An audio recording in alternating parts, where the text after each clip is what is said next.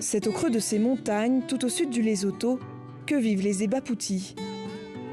Un peuple minoritaire dans le pays qui habite sa région la plus marginalisée. Rurale, quasi dépourvue d'eau courante et d'électricité, isolée par des routes peu accessibles. Donc on va d'abord à la clinique, puis on revient, c'est bien ça? Matthias Brenzinger et Shinasha sont deux linguistes basés en Allemagne.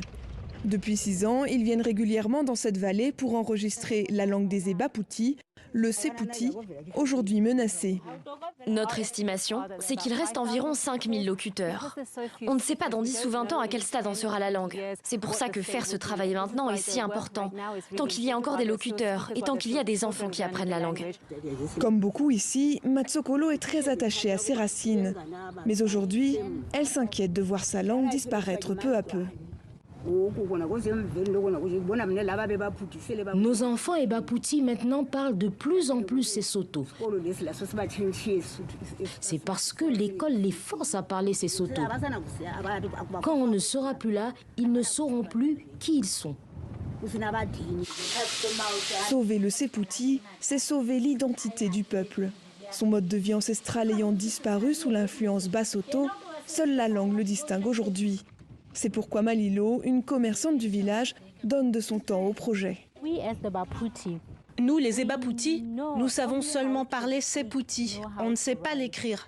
Donc je pense que ce projet est vraiment important parce que ça permettra peut-être de pouvoir l'enseigner à l'école. Langue orale, le Sepouty manque d'une écriture.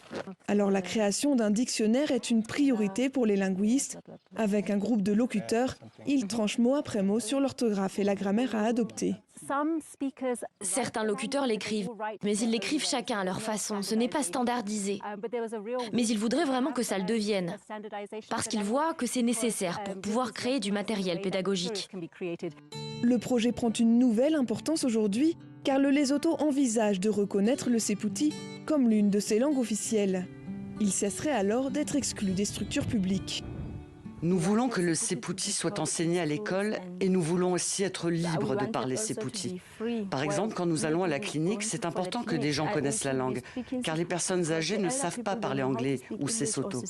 Ces femmes, déterminées à sauver leur langue, se forment aussi maintenant à produire elles-mêmes les enregistrements. Le micro doit être tourné vers le bas, sinon il enregistre mal. Une volonté aussi des linguistes de laisser l'avenir de la langue entre les mains de son peuple. Ils décident des sujets et font les enregistrements eux-mêmes.